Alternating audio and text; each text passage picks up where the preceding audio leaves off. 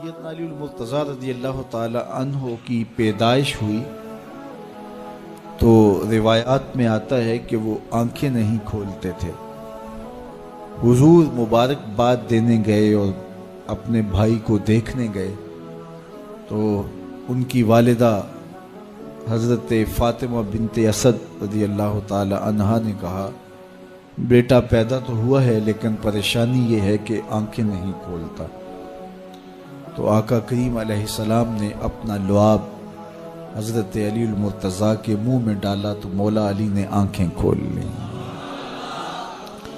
گویا سیدنا علی المرتضیٰ رضی اللہ تعالی عنہ نے آنکھیں کھولی تو پہلا جلوہ رخ والضحیٰ کا دیکھا،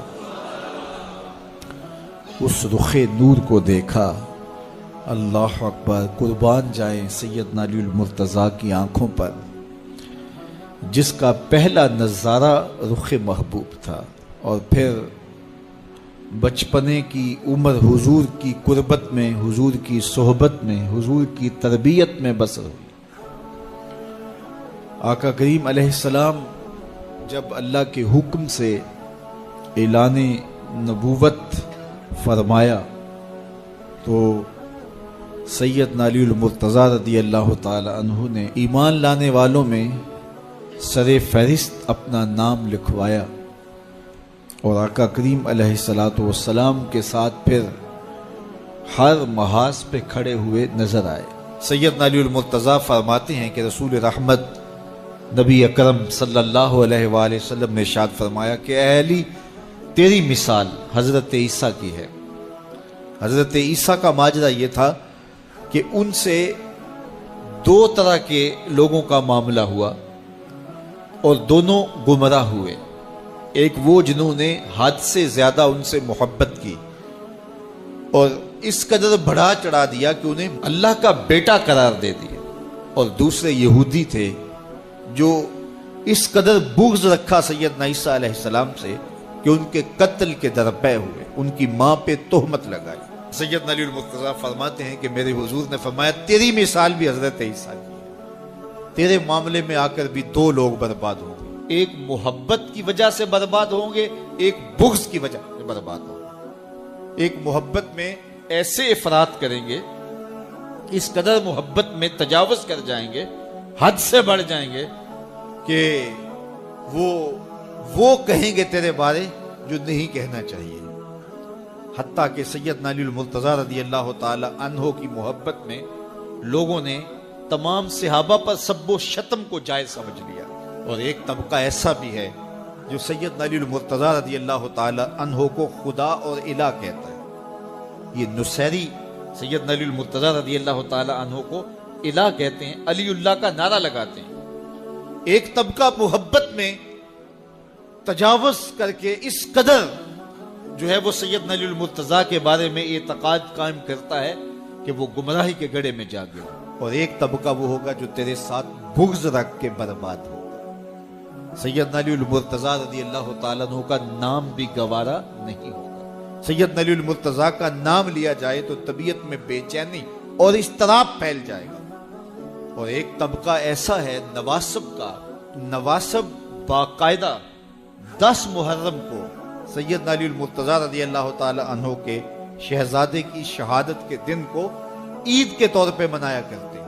وہ نئے نئے کپڑے پہنتے ہیں، انواع و اقسام کے کھانے کھاتے ہیں اور ایک دوسرے کو مبارکیں دیتے ہیں اور گلے ملتے ہیں۔ تو نواسب سیدنا علی المرتضیٰ اور خاندان نبوت کے ساتھ بغض رکھنے کی وجہ سے برباد ہوئے، اور جو نصیری اور وہ طبقات جو حضرت سیدنا علی المرتضیٰ کے ساتھ محبت کے ازدیاد میں یہاں تک جا پہنچے کہ انہیں ابن اللہ کہہ دیا، یا ان کی محبت کے اندر جلیل القدر ہستیوں پر تان و تشنی کے تیر برسائے، تو یہ گمراہی کے گڑھے میں جا گرے۔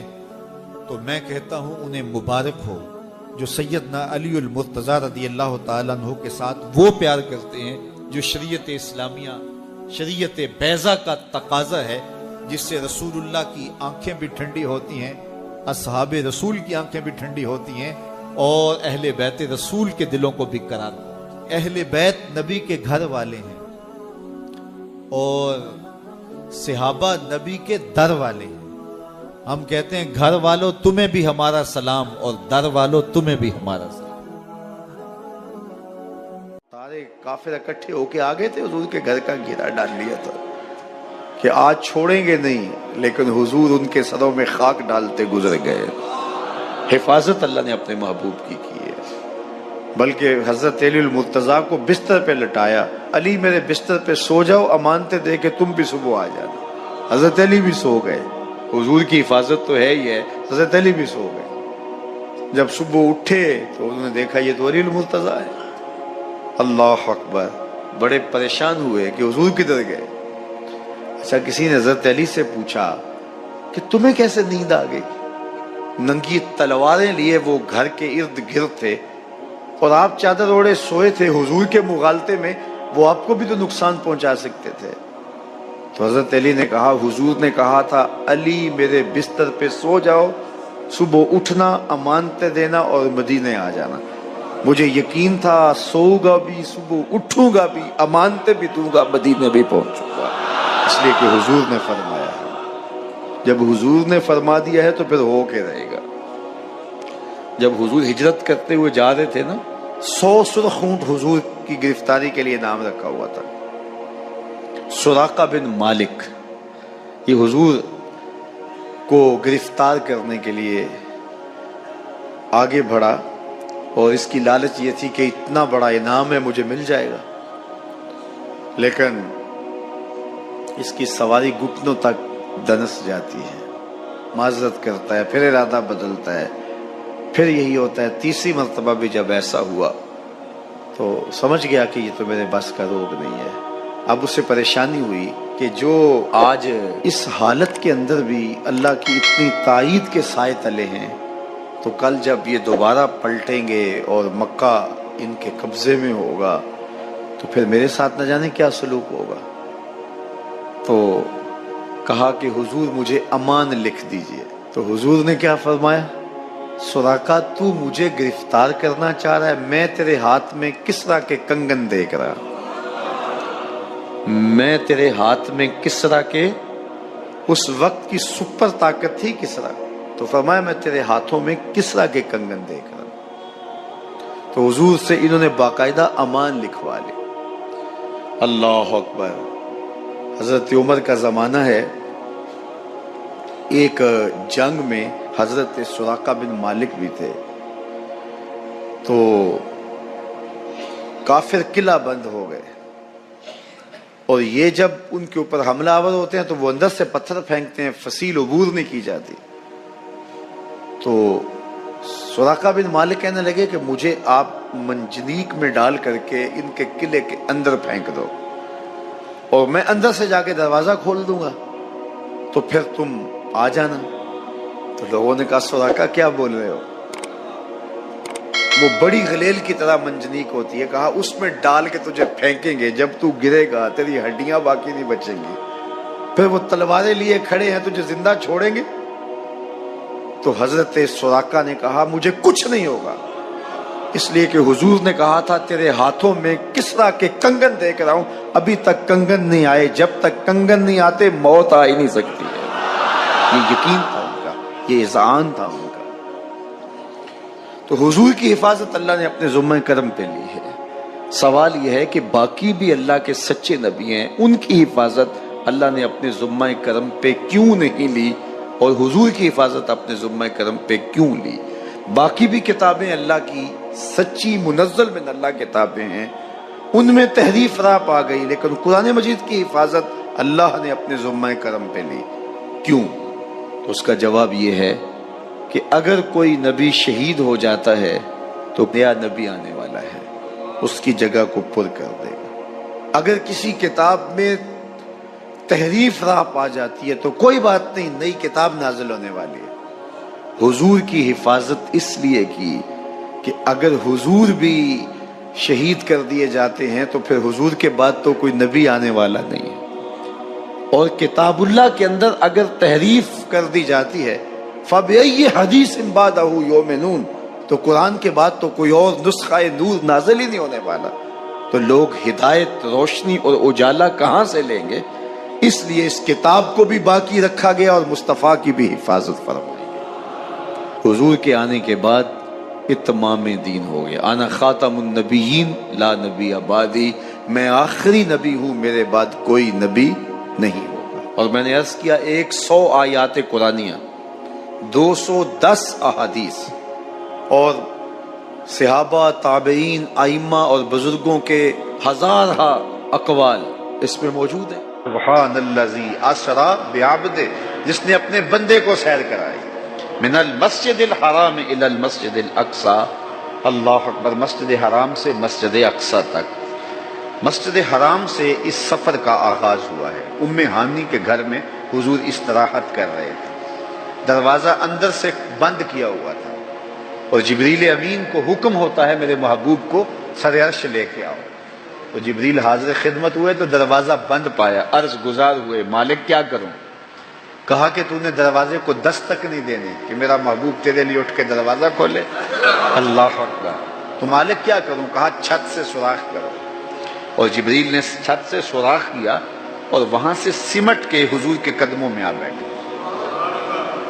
صحیح حدیث میں آتا ہے جبریل کے 600 نوری پر ہیں، ایک پر کھولے تو شرق سے لے کے غرب تک، شمال سے جنوب تک پھیل جائے، اور اتنے بڑے بڑے 600 پر، تو 600 پر جس جسم پہ ہوں گے وہ جسم کتنا بڑا ہوگا۔ معراج کی شب چھوٹے سے سوراخ سے آیا، دنیا کو بتایا کہ محبوبوں کے در پہ آئیں تو بڑے ہو کے نہیں چھوٹے ہو کے آیا کرتے ہیں۔ تیرے ہندیاں سندیاں محبوبہ، اگر آپ کی توجہ ہو تو، تیرے ہندیاں سندیاں محبوبہ، میں کافر ہوا جے میں ہوا۔ اپنے وجود کی جب تک نفی نہیں نہ کی جاتی کچھ ملتا ہی نہیں ہے۔ جبریل سمٹ کے حضور کے قدموں میں آ بیٹھا، محبوب اب بھی سوئے ہوئے۔ اللہ اکبر، تبارک اللہ، شان تیری تجھی کو زیبا ہے بے نیازی، کہیں پہ جوش لن ترانی، کہیں تقاضے وصال کے، کوئی کوہ طور پہ جا کے کہہ رہا ہے رب ارنی انظر الیک، مالک دیکھنا چاہتا ہوں نقاب اٹھا دے۔ جواب ہوتا ہے نہیں نہیں تم نہیں دیکھ سکتے، اور ادھر محبوب سویا ہے، جبریل حاضر خدمت کھڑا ہے، محبوب اٹھو، رب انتظار کر رہا ہے۔ وہ جبریل قبل قدمہ، میرے محبوب کے قدم چوم لے۔ تو جبریل نے اپنے کافوری ہونٹ حضور کے قدموں پہ رکھ دیے۔ قبل تفعیل ہے، تفعیل کثرت ماخذ چاہتا ہے، یعنی اس کا معنی یہ نہیں کہ ایک بار چوم، اس کا معنی ہے بار بار چوم۔ تو جبریل حضور کے قدم چوم رہے ہیں۔ بشرط چادر تان کے ستا، نور چمے پہ تلیاں، بشرط چادر تان کے ستا، نور چمے پہ تلیاں، جس دی خاطر سجیاں ہویاں نے عرش بری دیاں گلیاں، بشرط اگے ود دائی جاوے، نوری رہ گیا تھلے، جس ویلے انہوں ود دیاں ویکھیا، آکے بلے بلے بلے، کوئی حد ہے ان کے عروج کی، بلغ العلاب کمال۔ حضور علیہ السلام کو ام ہانی کے گھر سے حتیم میں لایا گیا، صحیح حدیث ہے۔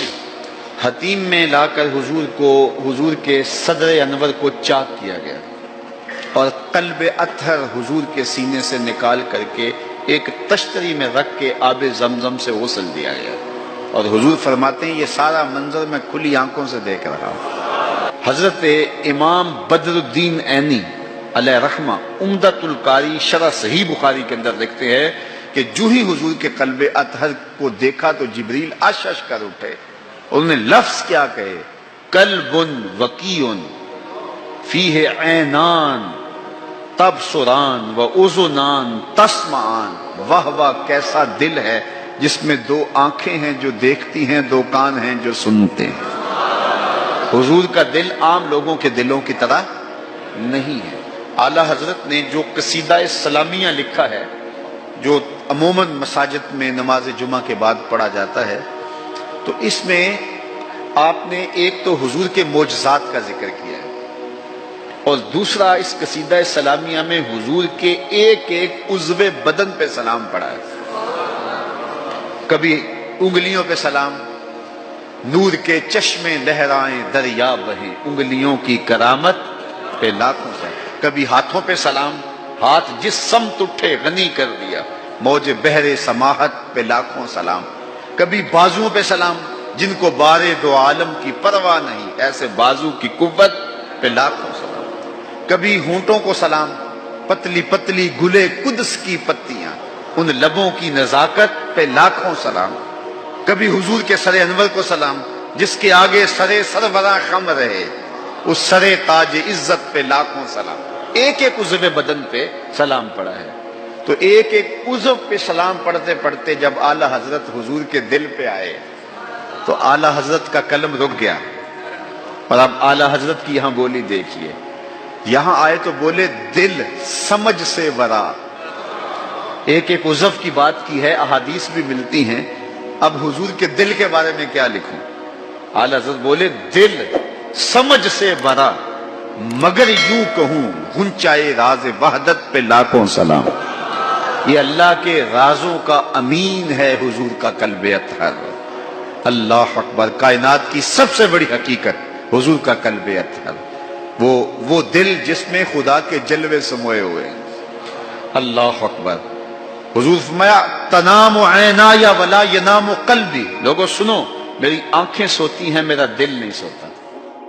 وہ جوان جس کی جوانی اللہ کی عبادت میں گزری، کیونکہ جوانی اگر عبادت میں گزر گئی تو بڑھاپا تو پر نور ہے ہی ہے۔ سب سے مشکل مرحلہ زندگی کا جوانی کا ہے۔ شیطان زیادہ ورغلاتا ہے کسی شخص کو جب وہ جوانی کے مرحلوں سے گزر رہا ہوتا ہے۔ تو جس کی جوانی خیریت کے ساتھ گزر گئی اور اس نے اپنی جوانی کے تقدس کو محفوظ رکھ کے منزل تک پہنچا لیا، اپنی عصمت کے جوہر کی حفاظت کی، اپنی آبرو کو لٹنے نہیں دیا، اپنی آنکھوں کی شرم و حیا پر پہرے بٹھائے اور آنکھ کو برباد نہیں ہونے دیا اور اپنی زندگی کے تقدس کا پہرا دیا، تو جو جوان اپنی جوانی کو خیریت کے ساتھ گزار گیا۔ کسی نے کہا تھا نا، کتاب زیست کا ایک اور باب ختم ہوا، شباب ختم ہوا، ایک عذاب ختم ہوا۔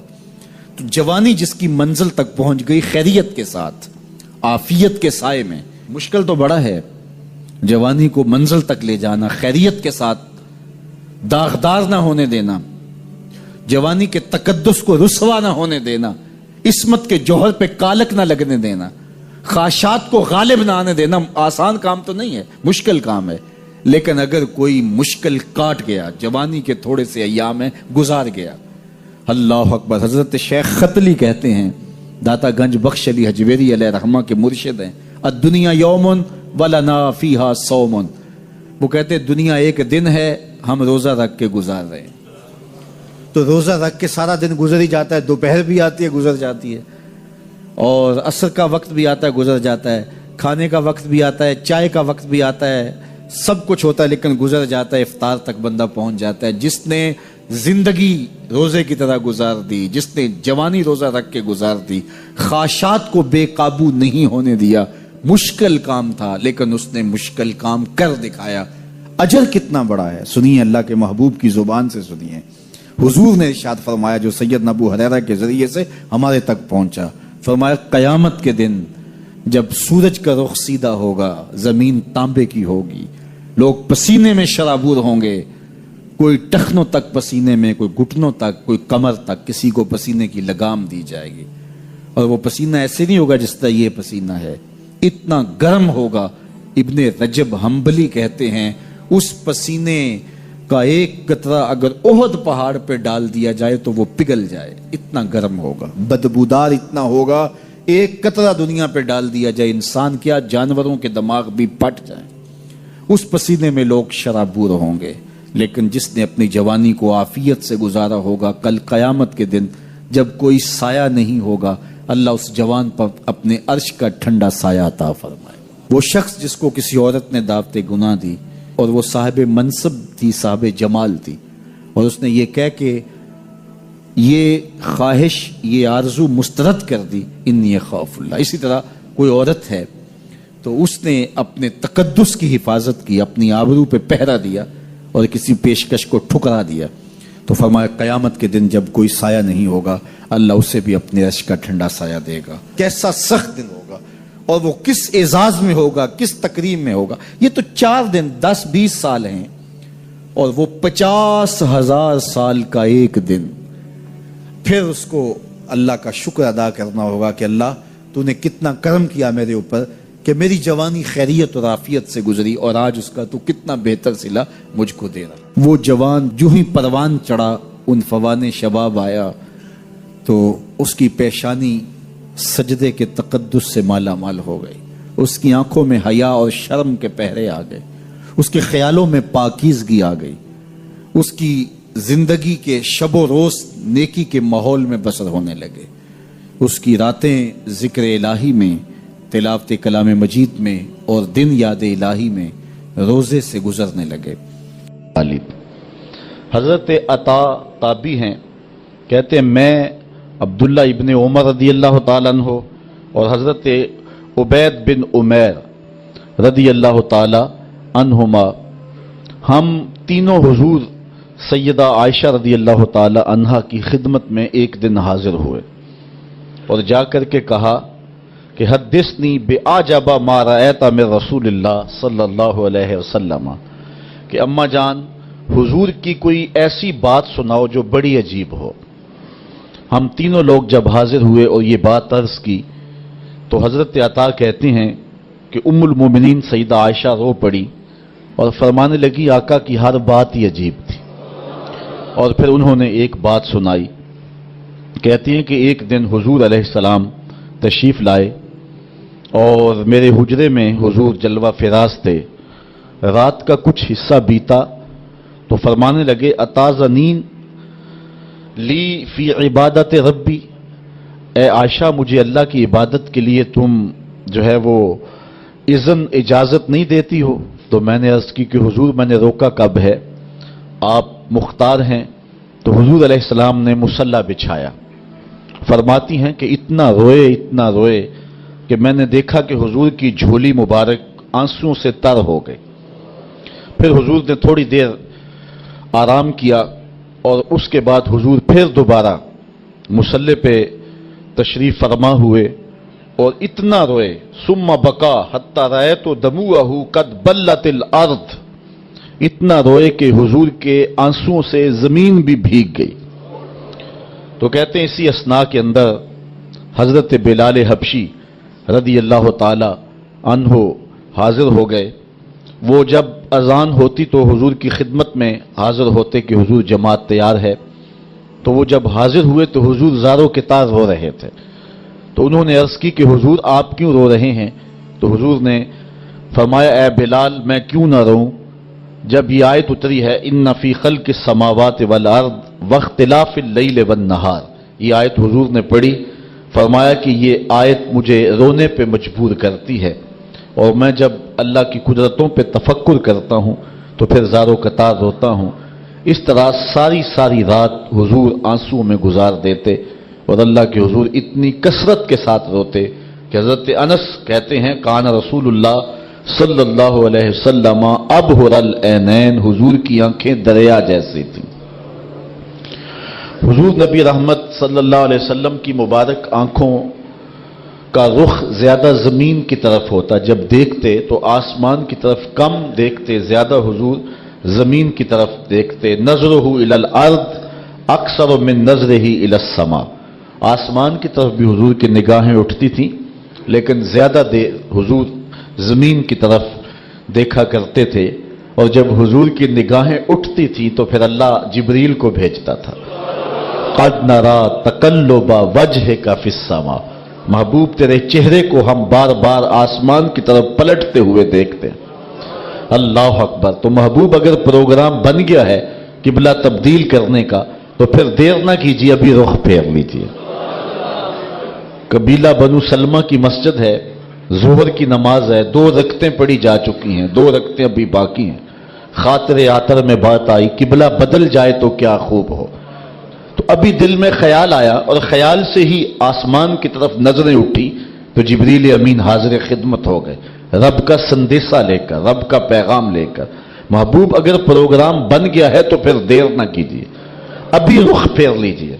یا اللہ تیری نماز تو پوری ہو لے، کہا میری نماز بعد میں پوری ہوگی، پہلے تیری مرضی پوری ہو۔ جا پاویں مکھ پر تاکے ویکھتے سہی، ٹر جا پاویں ਮੁਖ ਪਰ ਤਾਕੇ ਵੇਖਤੇ ਸਈ ਹੱਸ ਕੇ ਤੱਕ ਯਾ ਪੂਰੀ ਪਾ ਕੇ ਵੇਖਤੇ